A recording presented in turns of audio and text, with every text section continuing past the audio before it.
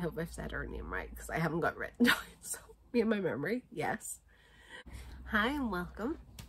Welcome to Acid Burn Saya. I'm Sarah. Hi. Today, I'm going to be talking about my November TBR. What am I planning to read this November? I should probably read something fully. Right, so I've got a few books here. Just a few. But I've got quite a few audiobooks that I'm planning to read this year in November. The audiobooks that I am planning to read this November are the third book in the Inheritance Games trilogy. However, I've heard rumours that there's going to be a fourth one about the Hawthorne brothers, but I'm not 100% sure about that, so please don't quote me on that. I saw something about the Hawthorne brothers, so I'm not sure where that fits in. But yes, I have the final Gambit that I'm going to be reading in November, that I am currently reading, and plan to finish that in November. Is I'm Glad My Mother Died by Jannette McCurdy, who was a child star on Nickelodeon, and it is about how she dealt with how she deals with her life and everything. And also I have Matthew Perry's audiobook on pre-order, so I plan to read that and review it this month. If not this month, next month. He is Chandler from Friends, and I pre-ordered it before all this drama started coming out that I hear, you know, about Keanu Reeves, and, you know, is saying, Keanu Reeves, why did we lose such great people when Keanu Reeves is still alive? And it's like, that was random.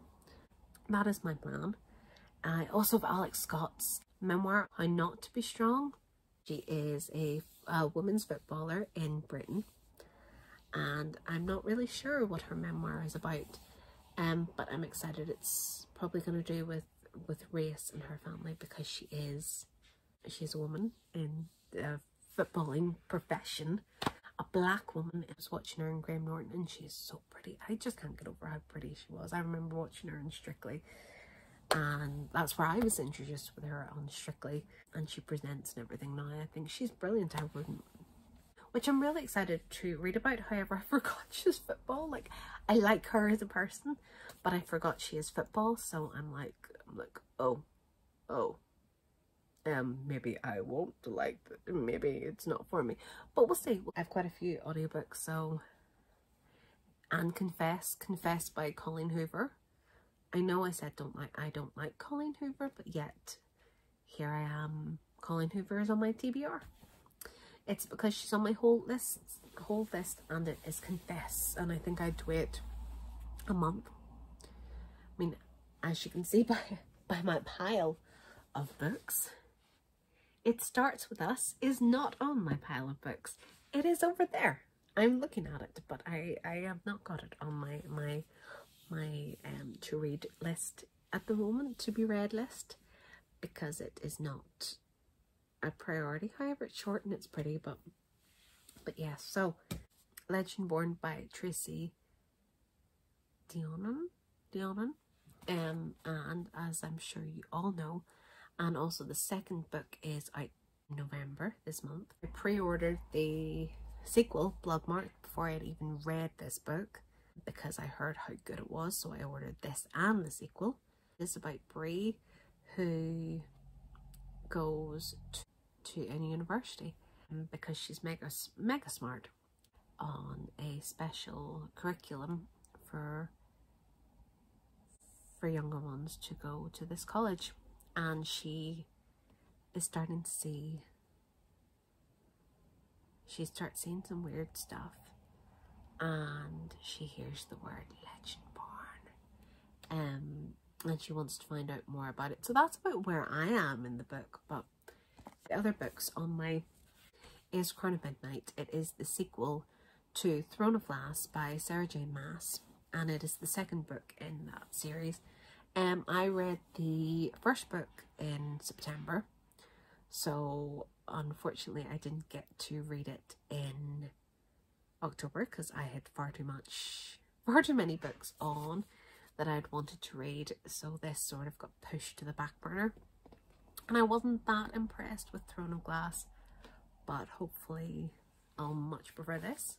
Under 400 pages, so hopefully it's better written than Throne of Glass, because I wanted to read this series before I read Aquatar, and as you can see, I mean, this is the first Sarah J Maas book series I've read, but as you can see, I have Crescent City still to read, and that's on my to read list. Since I seem to be addicted to my non-fiction, I doubt I will get to him, but I have Stanley Tucci, Taste My Life Through Food. I have work colleagues that have listened to this on audiobook and rave about it. I bought the book because it was on offer. I have met Stanley Tucci, so I'm excited to read this myself, and he was lovely. I met him at a Comic-Con and he was lovely. Before Stanley Tucci became a household name with The Devil Wears Prada, The Hunger Games, and The Perfect Nigrini. I know that from, like, I think Jensen Ackles drinks that. I remember him talking about that. Yes, he grew up in an Italian-American family that spent every night around the table. Taste is a captivating reflection on the intersection of food and life, filled with anecdotes about growing up in Westchester, New York, preparing for and filming the foodie movies Big Night and Julie and Julia falling in love over dinner and teaming up with his wife to create conversation starting meals for their children. Each morsel of this journey through good times and bad, 5-star meals and burnt dishes, is as heartfelt and delicious as the last. It's not very long, 300 pages, but considering how long I think it's going to take me to get through Legendborn, I'm serious. I mean, Toadie, how small is that writing? I mean, how small is that writing? I would have preferred extra pages. Sorry, I should stop complaining about Legendborn because I was really excited to read it. It's just so small. The handwriting is so small. Jodi Picoult. Jodi Picoult is one of my favourite authors. I actually have loads of Jodi Picoult books I haven't read. I haven't read any of them in ages. The last one I read was Salem Falls, and that was this year. I read that one. I usually read a Jodi Picoult book a year, but I was in a really bad reading slump there for a while, for a couple of years there. So yes, so I have Wish You Were Here, which is set in the pandemic. At 29, Dinah O'Toole, she's up for promotion to her dream job as an art specialist at Sotheby's, and she's about to fly to the Galapagos, where she's convinced her surgeon boyfriend Finn is going to propose. But then the virus hits New York City, and Finn breaks the news the hospital needs him. He has to stay, but you should go, he insists, and reluctantly she agrees. Once she's in the Galapagos, the world shuts down around her, leaving Diana stranded. With only intermittent news from the outside world, Diana finds herself examining everything that has brought her to this point.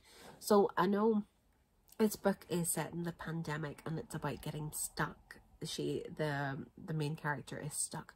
So I'm not sure how I'm going to react when I read this because it is set in the pandemic.